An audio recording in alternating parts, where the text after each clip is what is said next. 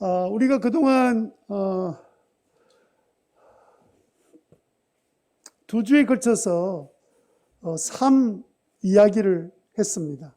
사실 우리가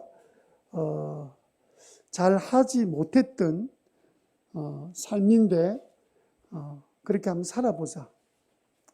그래서 오늘은 조금 더 특별한 제목이 되겠습니다. 야단 맞는 삶. 한번 따라해 봅시다. 야단 맞는 삶. 네, 이 말씀을 생각할 때 여러분들이 하나님께서 나에게 주시는 말씀, 이렇게 이 말씀을 통해서 하나님의 말씀을 내가 잘 수용하고 받아들이는 그런 은혜가 저와 여러분 가운데 있게 되기를 바랍니다. 엄마의 야단 때문에 그 엄마를 죽인 딸 사건이 얼마 전에 있었습니다. 전남 광주에서 정말 안타까운 사건이 일어났었는데 그 50대 딸이 그 80대 어머니의 그 목을 이렇게 졸라서 죽이는 사건이 벌어졌습니다. 왜 자기 80대 된 어머니를 딸이 그렇게 목 졸라 죽였을까요? 그 이유는 야단 때문이었습니다. 이 딸은 20년 전에 이혼해서 이혼한 후에 엄마 집에 돌아와서 엄마와 결혼하지 못한 50대 남동생과 함께 생활했습니다. 명절이 되니까 엄마 마음이 답답해진 거예요. 딸은 이혼하고 이혼한 딸이 벌써 집에 온 지도 꽤 오래됐는데 그 아들 50대여도 장가를 못 가니까 이 못 가는 이유가 저놈은 딸 때문에 그렇다. 이렇게 마음이 생각이 들어서 열 받친 거예요. 그래서 너 때문에 네 동생도 장가 못 가게 만들고 이러면 딸은 나가 죽어라. 이러면서 이제 마음도 없는 소리를 지른 겁니다. 그 말을 들었던 딸의 속이 뒤집어졌습니다. 화가 난 딸이 그 엄마의 목 부근을 잡고는 고함을 치면서 그래 내가 나가 죽이면 되겠네. 내가 나가 죽이면 되겠네. 이러면서 자기도 모르게 막 엄마 목을 조이게 된 거예요. 엄마 말대로 나가 죽을게. 이렇게 그 80대 된 노모의 목을 막 쥐어 흔들고 이러다 보니까 이 할매가 이 숨을 제대로 못 쉬고는 그냥 숨이 막힌 채로 그 자리에서 숨을 거두고 만 겁니다. 졸지에 엄마가 자기가 낳은 딸의 손에서 죽는 사건이 생겼습니다. 이 딸은 결국은 존속치사 혐의로 12년 형을 언도를 받았습니다. 그 남동생 결혼 문제를 생각했던 엄마가 막 야단을 치다가 진짜 아들이 장가를 못 가도록 만들어버린 거예요. 야단이 재앙을 만들었습니다. 물론 그 어머니가 야단치는 것이 좋은 방법이라고 생각이 들지 않습니다. 그렇게 야단치면 누구나 분노가 일어나지 않겠습니까? 또 딸도 엄마가 야단치면 얼마나 속이 상하면 그렇게 하시겠나 이렇게 생각하고 받아들여야지. 그 야단을 잘못 받아들이는 바람에 이 두 가지 야단, 치는 야단, 받아들이지 못한 야단이 두 개 탁 부딪히니까 그만 재앙이 되고 만 거예요. 여러분 그러니까 야단을 잘못 치면 재앙이 되고요. 게다가 야단을 잘못 받아들이면 재앙이 되는 것 아닙니까? 두 가지가 딱 겹쳐버리니까 큰 재앙이 되었습니다. 여러분 사람들 야단 받는 것 좋아하지 않습니다. 싫어합니다. 야단 맞는 것 때문에 얼마나 많은 사람들이 갈등하고 마음이 괴로움이 있는지 모릅니다. 사람들은요, 왜 그 야단 맞는 것을 싫어할까요? 여러분 혹시 야단을 맞으면서 나는 왜 야단 맞을 때마다 기분이 나쁘지? 그 이유를 한번 생각해 본 적이 있습니까? 왜 야단만 맞으면 이렇게 속이 뒤틀려지고 속에서 뭐가 불끈 올라오고 왜 그렇게 될까? 야단 치면, 야단 맞으면 그렇게 되는 이유가 뭐라고 생각하세요? 여러분 그 야단을 뭐라고 생각하냐면 나를 정죄했구나. 넌 죄인이야. 넌 나쁜 놈이야. 이렇게 딱 나를 딱 찍어가지고 너 이래서 잘못된 거야 하고 정죄했다고 생각하기 때문에 그러니까 마음에 그렇게 야단을 받아들이는 순간에는 받아들이기 어렵게 되는 거죠. 그렇지 않겠습니까? 야단은 정죄다라고 생각하고 듣기 때문에 야단 들을 때마다 싫어하는 거예요. 오늘 아침에 제가 여러분들을 막 야단을 쳐보세요. 여러분 기분 좋겠습니까? 야단을 잘못 치는 것도 문제고 야단을 잘못 받아들이는 것도 문제라서 이것이 재앙을 불러오게 만드는 겁니다. 우리가 야단 맞는데 재앙이 되지 않게 하기 위해서는 우리는 어떻게 해야 되겠습니까? 여러분, 아무리 사람들이 야단을 많이 쳐도 여러분 실제로 오늘날처럼 부모한테 야단을 그렇게 많이 안 받습니다. 요즘 시대에 자란 아이들은 막 자기 마음대로 해도 부모들이 크게 야단 안 치는데 저희 어릴 때는 매를 맞고 자랐잖아요. 근데 그렇게 야단 안 맞고 자랐다가 직장 가니까 사정없이 첫 출근했는데 조금만 늦어 보세요. 어디다가 직장을 너 집구석처럼 지 마음대로 들락날락 거리고 당장 그 소리 나옵니다.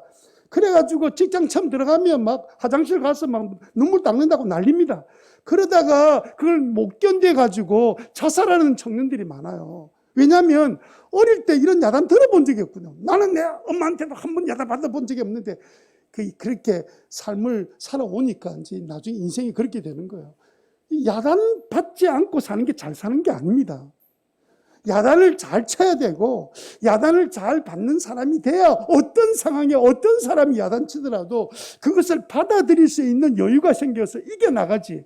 조금만 한마디 말하면 지금 나이가 몇 살인데 아직도 자기가 절제가 안 돼가지고 한마디 말만 하면 막 부럭하고 막 속에서 올라오는 걸 절제 못하면 지금까지 인생을 잘 살았다고 말할 수 없잖아요. 그러니까 여러분, 우리가 해야 될 일은 뭐냐면 이거 야단을 나를 정죄했다고 생각하는 이 생각을 바꿔야 돼요. 야단은 행동 수정을 위해서 내게 주어진 말로 받아들여야 그 다음에 수정이 될 텐데 막 야단치면 나를 완전히 그냥 죄인 취급했다, 나를 아주 못된 인간으로 여겼다, 이렇게 정죄했다고 생각하니까 이게 재앙이 되지 않습니까? 그런데 여러분, 성경을 가만히 보세요. 야단을 쳤을 때 잘 받아들인 사람은 다 성공한 사람들이에요. 그래서 성경에도 야단이 보약이 된다고 가르치고 있고 야단을 통해서 책망을 통해서 지혜로운 사람이 되고 생명을 얻게 된다는 말씀이 있잖아요. 일본의 다이쇼 대학의 졸업생들을 대상으로 강좌가 개설되었는데 그 강좌 개설이 제목이 뭔 줄 압니까? 야단 맞는 법입니다. 야단을 제대로 받지 못하면 사회생활 실패하고 스스로 나는 이런데 못 살아. 그래서 그 인생은 이제 끝난 거예요. 남이 야단을 칠 때 야단을 잘 받아들이는 법을 체득한 적이 없기 때문에 사회생활을 잘 못하는 것 아니겠습니까? 그래서 오직 했으면 대학에서 그런 강좌를 개설했겠습니까? 야단 잘 맞는 법, 그런 거 들어봤습니까? 한국에서 그런 강좌 개설한 대학이 없어요. 제가 대학 총장 같으면 한번 해보겠는데 아무도 저를 그렇게 세워주지 않으니까. 여러분 생각해 보세요. 예? 요즘 아이들, 제가 말씀드렸지만 요즘 아이들처럼 부모가 뭐 한마디 하면 막 달려드는 이렇게 자녀들을 훈련시켜 놓으면 직장 가서요 견디지 못해요. 그리고 야단 맞으면 그걸 야단을 통해서 달게 받아들이면 자기 발전을 이룰 수 있는데도 불구하고 그 무조건 야단 맞는 것을 거부하는 행태를 통해서는 성공의 길을 스스로 내가 포기하는 것. 차라리 나는 안 하면 안 했지, 나는 이런 말 듣고 못 산다. 여러분, 사회는 수도 없는 원망과 책망과 비난이 쏟아집니다. 직장생활 여러분 안 해보셨습니까? 그러니까 여러분 직장생활을 해서 집단 안에서 살아보면 사람이 많이 이렇게 다듬어져요. 그냥 막 혼자 사업을 하는 사람은 자유롭고 좋은 점도 있지만 사실은 그 공동체 가운데서 다듬어져 가는 시간도 좀 필요한데, 그러니까 여러분 핵심이 지금 대학에서도 여는 과목의 핵심이 뭡니까? 네? 핵심 원리는 뭐예요? 야단은 나를 부정하는 것이 아니다. 야단은 나를 부정하는 것이 아니다. 야단은 행동 수정이다. 야단은 행동 수정이다. 시작. 그렇게 마음으로 자꾸 외치고 훈련을 미리 받은 사람은 야단 맞으면 아이고 내가 행동을 수정하라고 하는 말이구나 이렇게 받아들이는데, 그렇게 안 되면 삶이 굉장히 고달파지게 되는 거죠. 자, 이런 면에서는 신자들에게는 얼마나 유리한지 모릅니다. 왜 유리합니까? 왜냐하면 예수님께서 우리 대신에 우리의 모든 잘못된 정죄된 내용들을 십자가에서 죽으시며 선언하셨습니다. 나를 믿는 너희들에게는 정죄함이 없다. 내가 너희의 모든 받을 정죄를 내가 다 십자가에서 받았다. 그러니까 우리는 정죄가 없어요. 누가 나를 야단치면 야단치는 거지 정죄가 아닙니다. 예수님이 십자가에서 모든 정죄를 이미 다 받으셨기 때문에. 아멘? 아멘 소리 안 하는 분은 또 뭡니까? 제가 못 들었습니다. 아멘 안 하는 걸. 여러분, 십자가 위에서 예수님이 내가 받을 잘못과 실수, 죄악을 통해서 받을 모든 벌을, 정죄를 주님이 십자가에서 다 받은 줄로 믿으시기 바랍니다. 여러분, 그거 확실히 믿어지면 그 다음에는 누가 야단을 쳐도 그게 크게 화가 나지 않아요. 예수님이 다 받으셨는데 뭐 나는 이건 정죄 아니야. 그렇게 받을 수 있는 여유가 우리 마음에 생기지 않겠습니까? 그래서 여러분에게는 누가 뭐 책망하고 뭐 잘못했다고 뭐 벌을 줘도 나는 절대로 하나님 앞에 뭐를 안 받아? 정죄함이 없습니다. 예수님이 나의 모든 벌을 대신 다 십자가에서 받으셨기 때문에. 그래서 야단은 뭐가 아니다? 정죄가 아닙니다. 우리들에게는 정죄가 아니에요. 예수 믿는 여러분들에게는 야단은 뭐가 아니라고요? 정죄가 아닙니다. 자, 그런데 문제가 뭡니까? 머리로는 이제 받아들였습니다. 믿음으로 아멘했습니다. 그럼에도 불구하고 아직도 우리 본성은 야단 맞는 것을 굉장히 싫어해요. 야단 맞으면 속에서 뭐 팍 쏟아 올라옵니다. 저도 야단 맞으면 별로 기분이 좋지 않아요. 아직도 다듬어지지 못한 부분이 있다는 뜻입니다. 이번 추석에 한 가정의 식구들이 모여가지고 서로 소원을 들어주기로 참 그 재밌는 가정이죠. 둘러 앉아가지고 각자 소원을 이야기해라. 요즘 말하면 버킷리스트를 말해라. 뭐든지 소원을 말하면 우리가 다 들어주자.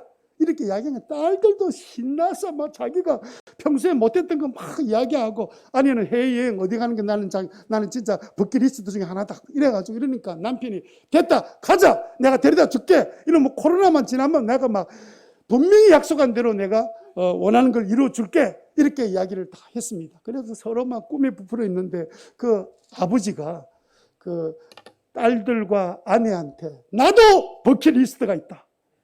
이러니까 이제 또 아빠가 남편이 무슨 이야기 하려는지 궁금해서 이렇게 쳐다보고 있는데 나의 버킷리스트는 다른 게 아니다. 나를 볼 때마다 칭찬만 해라. 제발 나를 야단치지 마라. 딸들하고 엄마가 계속해서 날 야단치니까 내가 진짜 못 살겠다. 내 버킷리스트는 어디 가고 돈 쓰는 게 아니고 그냥 절대로 야단치지 마라. 칭찬만 해라. 그랬더니 가만히 있더래요. 식구들이 그 소리 듣고는. 갑자기 야단을 쳤던 게 생각나서 그랬는지 가만히 있더니 딸들하고 아내가 자 자기들이 그렇게 하겠다 이러고 이제 박수를 쳤습니다. 그래 박수를 쳤어요. 박수 한번 쳐주세요. 네, 가만히 있으면 뭐 좋은 일 있습니까? 이래 박수를 치고 나니까 그냥 광복절 이후로 그 집안이 제일 행복한 날을 보냈대요. 명절날. 광복절 이후에 해방 이후로 최고로 기쁜 날을 맞이했다는 거. 왜냐하면 그때부터 칭찬을 해야 되니까 야단을 칠 수가 없잖아요. 여러분은 어떠세요? 여러분 야단 맞으면 기분 어때요? 야단 맞는 걸 좋아하세요? 체질적으로 나는 야단 맞으면 막 살 기운이 막 생기고 막 의욕이 생겨 막 이런 분이십니까? 야단 맞는 거 좋아 안 하세요? 여러분 성도님들이 야단 맞는 것 별로 다 좋아 안 하실 거예요. 야단 맞는 게 싫어요. 속이 뒤집어져요. 그런데 오늘 여러분 성경 말씀에 읽었던 말씀에 보면 좀 우리가 전혀 이해하지 못했던 말씀이 나옵니다. 책망받는 사람은 빛으로 나타난다. 13절 말씀인데 개정개혁에 나와 있는 말씀 액정 보면서 같이 읽겠습니다. 13절 이렇게 되어 있습니다. 시작. 그러나 책망을 받는 모든 것은 빛으로 말미암아 드러나니 드러나는 것마다 빛이니라. 이게 무슨 말이냐면 책망을 받아들이면 기쁨으로 여기면 그때면 다 드러나서 나중에 빛처럼 된다는 뜻이에요. 그 14절도 그 뜻입니다. 예수님이 우리에게 빛을 비춰주신다. 아니 예수님이 죄인인 우리들에게 빛을 쫙 비춰주신다. 그 말이 뭡니까? 이제 너 구원받았어. 너 살았어. 이제 넌 축복이야. 은혜야. 이게 언제 주어진다고요? 책망을 받는 모든 것은 이 말은 것이 뭡니까? 사람이지. 모든 책망을 받는 사람은 빛이 된다는 뜻이에요. 예수님의 빛과 같은 삶을 살 수 있다는 뜻입니다. 그러니까 다시 말하면 책망을 받을 수만 있으면 책망 때문에 살 길이 열리고 축복의 길이 되고 성공의 길이 열린다는 것이 바로 오늘 13절의 말씀의 뜻입니다. 잠언에 보면요, 15장 31절에 목숨을 살리는 책망의 길을 기울이는 사람은 지혜로운 사람 사이에 자리를 잡는다. 그 사람은 많은 지혜로운 사람 가운데 한 사람이 된다는 뜻이에요. 예? 책망의 길을 기울이는 사람, 자기 뜻대로 많은 사람이 있죠. 아무리 주님 말씀하고 아무리 지도자들이 이야기를 해도 꼭 자기 뜻대로 하는 사람, 그건 지혜로운 사람 자리에 들어간 게 아니고 아주 완고한 사람 속에서 앉아있게 될 거예요. 잠언 25장 12절에는요, 책망을 들을 줄 아는 사람의 귀에는 금 귀고리가 되고 순금 목걸이다. 성경이 그렇게 말합니다. 그러니까 여러분, 황금을 몸에 지니는 축복의 사람은 어떤 사람이냐? 들을 줄 아는 사람. 뭘 들을 줄 아는 사람? 책망을 들을 줄 아는 사람. 우리는 책망이 본성적으로 싫어하는데 성경은 우리에게 책망을 받는 사람은 주님의 빛과 같은 빛 가운데 살게 될 것이고, 그리고 금으로 온몸을 두르게 되는 영광을 누리게 되고 지혜로운 사람의 삶을 이거요. 오늘 성경 이 책망에 관련된 구절을 찾아보니까 다 찾아서 설명하려면 오늘 저녁에 여러분 집에 못 가요. 그만큼 주님께서 책망에 대한 이야기를 얼마나 많이 하시는지 몰라요. 그러면 어떻게 하면 우리가 이 야단 맞고 책망을 들을 때 마음속에 막 올라오는 이것들이 점점 조절이 되고 책망받고 야단 맞을 때 기꺼이 받아들일 수 있는 비결이 뭘까? 그렇게만 할 수 있으면 우리 인생이 얼마나 많이 달라지겠습니까? 우선은 뭐 집안의 분위기가 달라지세요. 뭐라고 야단해도 아이고 그래 아직도 내가 그래 분위기가 달라질 거 아니에요. 서로. 여러분 오늘 말씀은 정말 이 시대에 그냥 사회는요 냉혹합니다. 예? 집안에는 이제는 부모들로부터 야단도 안 받습니다. 야, 이러다 우리 자녀들 지금 사회생활이 뭐가 아무것도 못해요. 어떻게 하면 정말 야단을 잘 받아낼 수 있는 사람이 될 수 있을까? 이 말씀은 이 시대에 너무도 중요한 말씀이고 저와 여러분에게 꼭 필요한 말씀이에요. 이 말씀을 우리가 함께 잘 살펴봤으면 좋겠습니다. 첫 번째로 신자가 야단 맞는 삶을 싫어하면 어떻게 되느냐? 삶을 살긴 사는데 죽은 삶을 삽니다. 죽은 삶. 밥 먹고 살아요. 죽은 삶을 산다는 말은 뭐냐면 여러분 이거 영적으로 죽었다는 뜻입니다.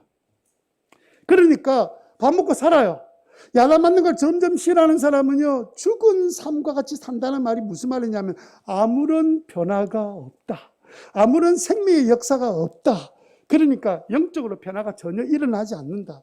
가만히 보니까 저나 여러분들이 생각해 볼 때 내가 다른 사람이 좀 아픈 말을 들을 때 내가 주님의 말씀에 아픈 말씀을 들을 때 내가 잘 받아들이지 못했기 때문에 변화가 없는 거 아닌가 이렇게 한번 생각해 보셔야 될 말씀이에요. 생명의 움직임이 없다는 뜻입니다. 밥 먹고 숨쉬고 살아요. 그런데도 죽은 삶, 여러분 오늘 나중에 14절을 보면 죽은 자들아 일어서라 이런 말씀이 나오는데 그러면 그 사람은 죽은 사람은 육신이 죽었단 말 아니잖아요. 왜 야단 맞는 걸 싫어하면 죽은 삶이 되느냐? 사람은 스스로 변화가 안 돼요. 스스로 변화가 안 돼요. 변하는 걸 싫어하기 때문에 변화가 잘 안 돼요. 뭔가 자극이 주어질 때, 그때 고통이 올 때 그때 변화되죠. 사람들이 여러분도 한번 보세요. 여러분들이 믿음이 자랄 때가 언제 있냐면요. 아주 강한 외부의 도전, 막 삶 공부를 하든지 도전을 받거나 아니면 고통이 막 찾아와서 힘들 때 그때 투덜거리기는 하고 힘들어하지만 돌았으면 그때가 성장할 때라. 그때 내가 병원에 누웠을 때 그때 정신 차리고 믿음으로 사는 것. 내가 야단 맞는 걸 싫어함에도 불구하고 야단을 맞을 때 그때 내가 성숙해지고 성장하는구나. 그 사실을 우리가 알게 되잖아. 에베소서 5장 14절 말씀 같이 한번 읽어볼까요? 시작. 그러므로 잠자는 사람아 일어나라. 죽은 사람 가운데서 일어서라. 그리스도께서 너를 환히 비춰주실 것이다 하는 말씀이 있습니다. 이게 환히 비춰주는 게 뭐라 그랬지? 아까 제가 읽을 때요. 책망. 주님께 나의 잘못을 지적해 주시고 책망하실 때 그때 잘 들으라. 자다가 일어나라 이제는. 그렇게 말씀하고 계시는 거예요. 얼마 전에 TV 프로그램에 나온 이야기인데요. 토론 주제인데, 그 나왔던 연예인 부부들이 나와서 이렇게 나와서 막 토론을 했는데, 그 토론 주제가 뭐냐면, 저는 그 영상으로 본 건 아닙니다. 토론 주제는 한 번 이혼했는데 이혼한 부부가 다시 그 이혼한 사람과 재결합하는 것이 좋을까 안 좋을까, 희한한 토론 주제 가지고 토론을 했습니다. 자, 그렇게 토론을 하니까 이 연예인들이 자기가 이혼을 경험한 사람들이 모였으니까 막 재결합하는 게 좋을까 안 좋을까, 그 사람하고 말하는 겁니다. 재혼을 말하는 게 아니고 헤어진 그 사람과 다시 합치는 것이 좋을까 안 좋을까. 토론의 결론이 뭐라고 났냐면요, 한 번 이혼한 그 사람하고는 절대로 살지 마라, 절대로 만나지 마라, 재결합하지 마라. 이유가 뭐냐면 그 사람들 이유는 인간은 절대로 안 변한다. 그런데 딱 한 번 변하더라. 언제 변했냐면 죽을 때 되니까 변하더라. 암 걸려가지고 병원에서 죽을 때 되니까 막 눈물 흘리면서 내가 잘못했다 이러면서 막 돌이키는데, 그것도 믿지 마라. 왜? 그러다가 살아난 사람 보니까 옛날로 다시 돌아가더라. 그러니까 믿을 수 없다. 세상 사람들이 생각해요. 예수 믿는 사람 우리는 안 그렇잖아요. 우리는 변화된다는 것이 믿는 사람이잖아요. 누구를 만나면, 예수님 만나면 변화되는데 이 사람들한테 예수님이 없으니까 절대로 그 사람들은 다시 회복이라는 것이 없어요. 아, 이게 안 믿는 사람들의 믿음이구나. 그러나 우리 믿는 사람은 언제든지 변할 수 있다. 누가 역사하시면, 성령님이 역사하시면 사람은 변합니다. 성령님은 우리를 변화시키려고 오신 분이니까 자꾸 내가 그 연예인들처럼 이거 저거는 절대로 안 바뀌어 이런 믿음을 갖고 있으면 불신자의 사고를 갖고 있는 겁니다.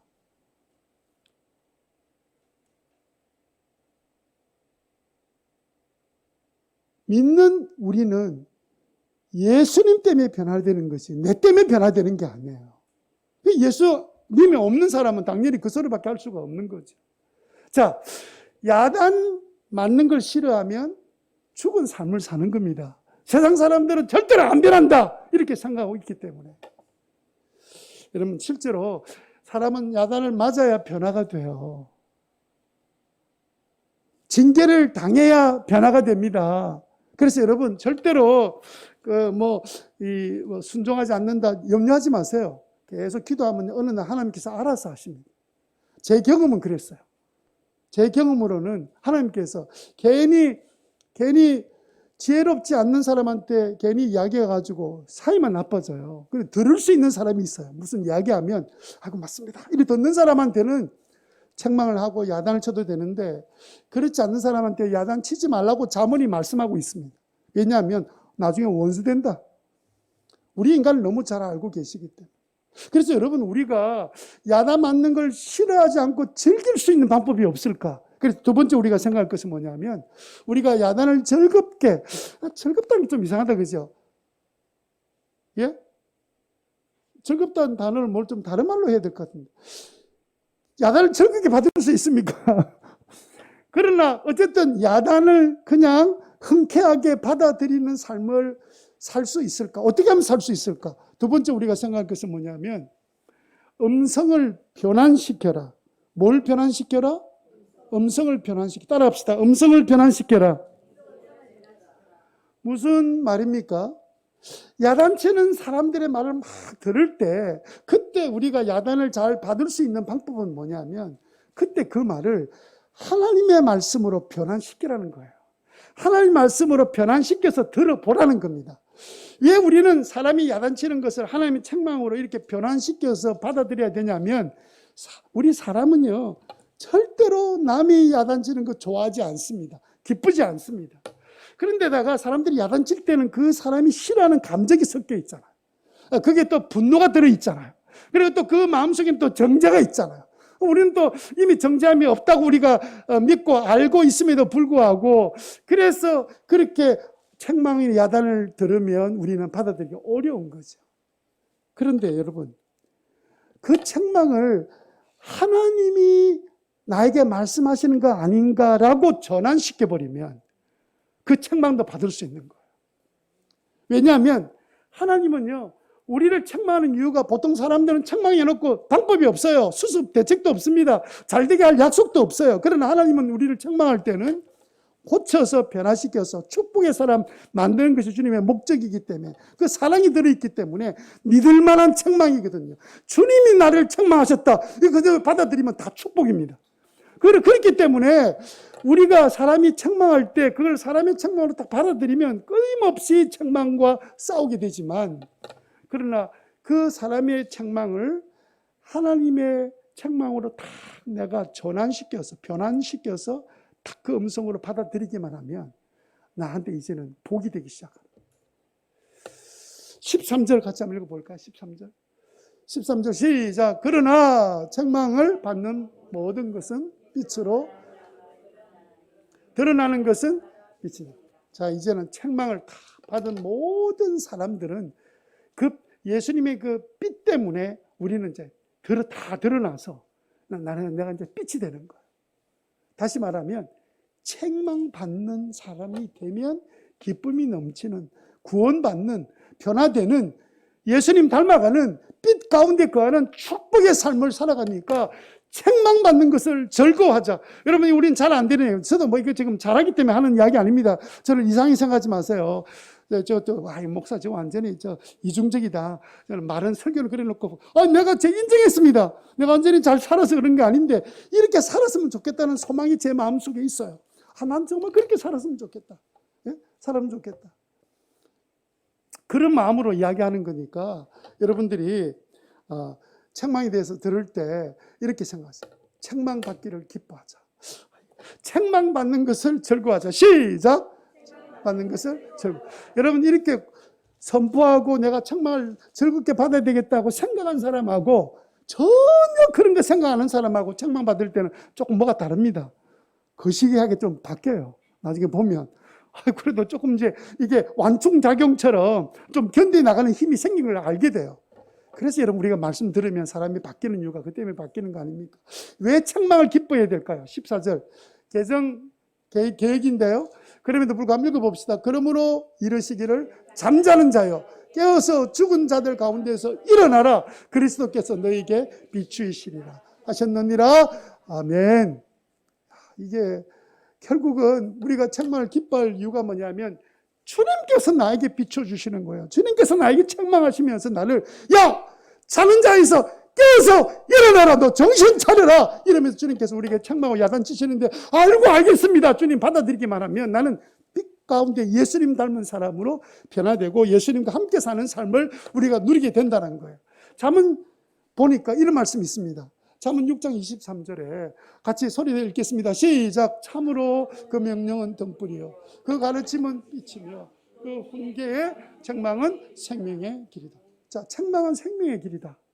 책망을 받아들이면 구원받는다. 예수님께서 너 죄인이야 이랬을 때 누구도 부모도 나한테 죄인이라고 말한 적이 없는데 뭐라 했었노? 이렇게 거부하면 구원받을 수 없지만 맞습니다. 제가 죄인입니다 라고 인정하고 받아들이면 구원받는 거 아니에요? 그러니까 여러분, 지금 말씀하신 건 생명의 길이다. 가르침이 빛이고, 그러니까 그 가르침의 가운데서 책망하는 말씀을 잘 받기만 하면 우리는 놀라운 축복의 삶을 살아갈 수 있다. 이렇게 주님 말씀하고 계세요. 그럼 어떻게 해야 될까요? 우리의 방법을 한번 좀 생각해 봤으면 좋겠습니다. 어떻게 하면 하나님의 책망을 받을 수 있을까요?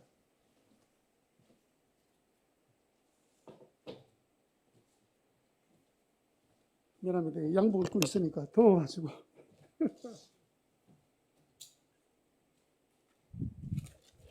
잠깐 바람 때문에. 네. 자, 그러면 이제 제가 세 가지 간단하게 방법을 말씀드려요. 첫 번째 방법은 뭐냐면 반응하지 말라는 거예요. 반응하지 말아라. 누가 야단치면 무조건 딱 다물게 딱 생각해요. 반응이 딱 튀어나오면 그때부터는 돌이킬 수 없게 돼버려요. 우리 본성은 옛사람이 아직도 남아있기 때문에 탁 기분 나빠지면 그 다음에는 내 말 나오는 것이 나도 생각하지 못했던 말이 나오면 걷잡을 수 없는 후회하는 삶을 살기 때문에 딱 무슨 내가 듣기 원치 않는 야단과 책망과 정죄하는 말, 지적하는 말이 딱 나오는 순간에 참아야 돼요. 목사님 어떻게 참습니까? 참는 방법 한 가지 가르쳐 드릴게요. 그 순간에 십자가의 나를 위해 달리신 예수님 생각하면 돼요. 나를 대신해서 예수님이 못 박혀 피 흘리고 죽으셨다. 그 십자가를 딱 생각하면, 그 순간에 생각하면 아이고, 그 10배 되는 것도 참을 수 있습니다. 십자가 생각 안 나서 문제지. 그러니까 여러분 견딜 수 없는 그런 말을 딱 듣는 순간에 십자가를 빨리 끄세요. 이렇게 마음에, 예? 마음에 내가 십자가를 딱 생각하면 그 십자가의 능력이 얼마나 대단합니까? 주님의 십자가, 내가 죄인이기 때문에 주님의 십자가 나를 위해 돌아가셨다. 십자가를 딱 생각하는 순간에 그 본성이 힘을 쓰지 못해요. 막 올라오다가도 예수님 십자가 생각하니까 아니야, 들어마땅해. 나는 죄인이야. 이런 마음이 우리에게 생기기 때문에 핵심은 반응을 하지 않는 겁니다. 그 대신 뭘 생각하라고요? 뭘 생각하라고요? 숫자 생각하라고? 십자가 생각, 십자가. 그럴 때 우리가 본능적 반응을 이겨나갈 수 있는 힘을 십자가를 통해서 우리가 받을 수 있게. 두 번째는요, 변환시켜야 되는데요. 이게 이게 두 번째가 중요한데, 변환시키는데 아까 말씀드렸던 것처럼 사람의 야단을 하나님의 야단으로 여기라는 거예요. 아, 하나님이 이 사람을 통해서 나의 부족한 부분을 말씀해 주셨구나. 이런 마음을 가지라는 거예요. 하나님은 우연하게 우리에게 사건을 허락한 적이 없잖아요. 예? 모든 상황 가운데서, 물론 사단에 대한 이야기는 하는 거 아닙니다. 그러나 일반적으로는 어떤 사람이 이야기하든 그 이야기를 야단할 때는, 책망할 때는 빨리 전환시킬 때, 아, 하나님이 이 사람을 통해서 나의 연약한 부분을 말씀하고 계시는구나. 딱 그렇게 여겨버리면 이게 변환이 되고 전환이 돼요. 데살로니가 2장 13절 말씀해 보면, 우리가 하나님께 끊임없이 감사하는 이유가 뭐냐면, 여러분들 생각하면 감사하는 이유가 뭐냐면, 우리가 여러분들에게 말씀을 전하면 사람의 말로 받지 않고 누구의 말씀으로 받았다고요? 하나님 말씀으로 받았다 그러잖아요. 그러니까 데살로니가 교인들이 믿음과 소망으로 가득 찬 사람이 될 수 있었던 이유가 뭐냐면, 바울이 정말 역사에 보면 못생기고 키도 작고 볼품없는 그런 사람이 나타나서 말씀을 전할 때 그 인간의 말로 듣지 않고 하나님이 저 사람을 통해서 우리에게 말씀해 주셨구나. 그렇게 딱 생각하니까 그게 받아지게 되더라는 거예요. 여러분, 우리가 우리 교회도 이제 젊은 목회자가 이제 생기고 또 이제 이래 사역자가 이러면 이제 나이 많은 분들이, 아이고, 옛날에 그 늙은 반달곰 목사님 있을 때는, 그때는 내가 참 참고 잘 들었는데, 이제 자식 같은 이제 이런 목회자가 있으니까 말 안 들어도 되겠지. 그렇게 하면 안 되죠. 이게 지금 데살로니가 교인들처럼 뭐라고 이야기합니까? 하나님의 책망으로 받았다 그러잖아요. 예? 그런 은혜가 있게 되기를 바랍니다. 예? 나보다 훨씬 어린 손자 같은, 예? 전도사가 와서 말씀을 전해도 하나님 말씀인 줄 알고 아멘 이렇게 받는 게 겸손이고, 그게 정말 책망을 달게 받는 자세라고 생각해요. 자, 그런 은혜가 있기를 간절히 바라고, 그래서 여러분 좀 더 적극적으로 책망을 두려워하지 않고 예상하면서 쉽게 받아들이는 방법, 세 번째로 제가 말씀드릴게요. 그것은 뭐냐면요, 기대해야 합니다. 즐겁게 기대하는 겁니다. 뭘 기대해요? 하나님이 사람들의 책망과 야단을 통해서 하나님이 나에게 말씀해 주실 거야. 하나님이 나에게 말씀해 주실 거야. 나를 변화시키려고 하나님이 내 주위에 있는 가족들과 나를 잘 아는 사람들 통해서, 우리 목장의 목자, 목녀를 통해서, 때로는 그 목사를 통해서 말씀을 전해줄 때는 내가 사람의 말로 여기지 않고 내가 하나님의 말씀 들을 거야. 그런 마음 가지고 주일날 교회 올 때, 오늘 내가 무슨 말씀을 들을까? 오늘 내가 무슨 책망을 듣더라도 내가 잘 달기 받아야지. 이런 기대를 가지고 나오면 쉽게 받아들일 수 있게 되는 거예요. 기대 없이 앉아 있으면요, 사람은, 여러분, 낮에 남편들이 얼마나 고생한 줄 압니까? 제대로 앉아 있지를 못해요. 이러면 그냥 얼마나 피곤합니까? 앉으면 그냥 막 피곤이 밀려오는, 그런데도 교회 나와서 예배 드리려고, 기도에 참석하려고 얼마나 애쓰는지 모릅니다. 여러분, 그런데 그 가운데서 꼭 우리가 가져야 될 게 뭐냐면, 하나님이 나한테 사람을 통해서 나에게 무슨 나를 변화시키기 위해서 뭐라도 말씀하실까? 그런 기대를 가지셔야 돼요. 기대를 갖는 사람은요, 그 기대로 기도가 되고 기적이 일어나는 겁니다. 자, 기도하게 되고, 기도하면 기적이 일어난다.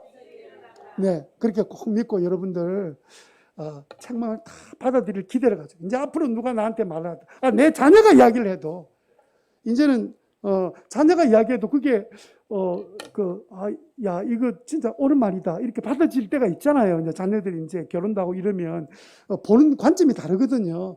그것처럼 이제는 뭐 화를 내거나 뭐 원수처럼 여기거나 이런 문제가 아니고, 자녀 말도 내가 귀를 기울여 드려야 되는 거구나. 그래서 여러분, 사람의 책망을 통해서 하나님이 나에게 가르치시고 듣게 하신다 하는 사실을 여러분 꼭 믿으시길 바랍니다. 왜냐하면 책망으로 나를 찾아오신 주님이 빛이 되셔서 비춰주시기 때문에, 나를 살리시려고, 나를 구원하시려고, 나를 변화시키시려고 그렇게 하시는 줄 알고 즐거운 마음으로 기대하는 믿음의 귀한 종들이 다 되시기를 바랍니다. 그 말씀을 생각하고 에베소서 5장 13절 14절 말씀, 여러분 이제 주일날 한 구절은 꼭 여러분 이제 지난주도 그렇고 이번 주 하나만 그 관련된 주제의 한 구절은 꼭 여러분 계속 암송을 계속 하면 좋겠습니다. 그러면 머리에 남아 있고요. 암송된 구절 때문에 설교가 기억나요. 설교 때문에 성경 구절이 기억나는 게 아니고. 그래서 여러분 13절 14절 말씀처럼 책망받는 모든 것은 빛으로 말미암아 드러나나니 드러나는 것마다 빛이니라. 그러므로 이르시기를 잠자는 자여 깨어서 죽은 자들 가운데서 일어나라. 그리스도께서 너에게 비추이시리라 하셨느니라. 이 말씀을 꼭 믿고 책망받기를 기대하는 마음까지 생기게 되기를 주님의 이름으로 축원합니다. 자, 그러면 이렇게 즐겁게 책망까지도 야단을 받아들일 이렇게 삶을 살기 시작하면 어떤 일이 나냐면요, 우리 인생이 빛나는 죽은 삶이 아니라 빛나는 삶을 살게 돼요. 빛나는 삶을 산다는 말은 무슨 말이냐면 내 삶 자체가 빛이 난다는 거예요. 이제 내가 은혜 받으면 사람들이 아이고 얼굴이 밝다, 행복해 보인다 이런 말 하잖아요. 그것처럼 예수님이 나를 다 빛을 비추면요, 내가 그걸 책망을 주님이 정말 잘 받아들이고 나면 이상하게 그 책망을 받아들이지 못한 사람은 얼굴에 상이 무섭습니다. 그런데 그런 신랄한 비난과 야단을 받고도 받아들인 사람 마음은 사람이 갑자기 온유하게 보여지게 돼요. 그게 성령의 역사거든요. 그러니까 주님께서 우리의 삶을 빛같이 만들어 주시는 거죠. 그러니까 어떻게 나타났냐면 주로 이렇게 나타납니다. 첫 번째는 나타날 방법이 뭐냐면 내 삶에서 빛이 나요. 내 삶에서. 삶에 빛이 나는 사람이 되기를 바랍니다. 여러분의 삶이 매력이 있어야 돼요. 여러분 삶에 매력이 있는 방법은, 여러분이 뭐 매력 있는 이게 이름에도 뭐 매력 이렇게 붙인다고 매력이 있어지는 게 아니고, 그냥 내가 주님의 말씀에 책망과 야단을 잘 받아들이는 삶을 시작하면 이제 빛이 나기 시작하는 거죠. 책망받는 것을 우리가 잘 받는 게 필요합니다. 자, 야구 프로 선수들이요, 감독들의 책망 받으면 기분 좋을까 나쁠까요? 감독들이 막 신랄하게 책망하고 막 야단치면 기분 좋을까 안 좋을까요? 근데 우리 생각이고요. 실제로 야구 선수들이 제일 원하는 게 뭐냐면 감독이 불러다가 야단치는 거래요. 근데 왜 야단치는 게 그렇게 자기들이 선수마다 기대하고, 나는 감독이 나를 불러서 야단치는데 내가 이렇게 야단 맞았어 이러면 자기들끼리 자랑하고 다닙니다. 자랑하고. 왜냐면요, 감독이 불러서 야단치는 선수는 데리고 계속 데려갈 선수예요. 그래도 안 되는 선수는 야단도 안 친대요. 저거는 뭐 나는 같이 안 살 건데 뭐 딱 배려놓으면 절대로 부르지 않답니다. 그러니까 야구 선수들은 감독이 자기를 야단치려고 불렀다 이러면 그냥 마음속에 막 기쁨이 넘치고 나는 이제 살았다, 이 감독하고 나는 산 거다, 막 이런 마음이 넘치는데, 우리는 야구 선수 아니니까 야단치면 기분 나쁜 거죠. 예? 무슨 지 아시겠죠? 그게 이제는 감독이, 전문가가 잘못한 거 탁탁 지적해 주는 거 막 그냥 그거 내가 요걸 이렇게 잘못했구나 막 고치고 변화되니까, 감독들은 자기를 부르는 것을 너무 좋아하고 기대하는데 오히려 주변 선수한테 야단 맞은 그 이야기를 자랑하는 거. 나는 내가 이렇게 잘못하고 있는 부분을 감독이 막 야단쳐 들었는데 너무너무 기분이 좋고 감사. 잘 안 되면 야구 선수 한번 해보세요. 그게 빨리 되겠다. 아무래도 내 눈치를 보니까. 두 번째로, 내 주위의 생명이 삭트기 시작합니다. 내가 사니까 옆 사람도 덩달아 살게 되는 거예요. 죽은 사람 옆에는 죽은 사람 시체 냄새 나지만 산 사람 옆에는 생기가 돌고 온기가 있잖아요. 심리학자 이민기 교수라는 분이 자기 책에서 뭐라고 써서 이렇게 제안을 했습니다. 만약에 누군가 책망의 말을 하거든 재미있게 동의해버려라. 그렇게 책망할 때 딱 누가 책망하면 맞아요. 그게 제 문제라니까요. 이렇게 동의해버려라. 그러면 책망하던 사람의 그 책망받는 사람의 겸손한 태도 때문에 감탄이 되어서 동력자와 지원자가 될 거다. 여러분 사장도 그렇습니다. 어떤 직원 잘못해서 막 야단치면 아이고 제가 잘못한 거 어떻게 하셨습니까? 제가 이제는 그 잘못을 고쳐서 제대로 하겠습니다. 이러면 보통은 야단 맞으면 쭈그리해져가지고 고개 숙이고 막 그냥 부글부글 해가지고 오늘 막 술을 한잔 마셔야 되겠다 막 이러고 있는데 야단치니까 아이고 사장님 맞습니다. 그 내가 문제가 뭔지를 몰랐는데 그게 문제였네요. 제가 고치겠습니다. 이러면 야 이거 봐라 뭐 이런 직원도 있네. 그 기억에서 이렇게 사라지겠습니까? 그러니까 여러분 누가 야단치면 재근이도 오늘 읽게 했으니까 엄마가 야단치면 맞아요 엄마 내가 그거 잘못했어요 이렇게 하는 거하고 어쩌지 그만 좀 하세요 이런 거하고 똑같겠어요? 안 똑같지. 오늘 말씀 들었으니까. 그래서 여러분 그것 때문에 야단친 사람은 되게 자기보다 높은 사람이잖아요. 그 사람을 지원자로 만드는 길이에요. 예? 저도 옛날에 성도제일교 있을 때 제가 야단 맞을 짓을 잘 하지는 않습니다. 가서 뭐 대학생 사역 잘해가지고 학생들이 2배, 3배 늘고 뭐 이런 거 목사님이 너무 좋아하셨는데 한 번은 목사님 저를 불러서 한마디 따끔하게 이야기하시더라고요.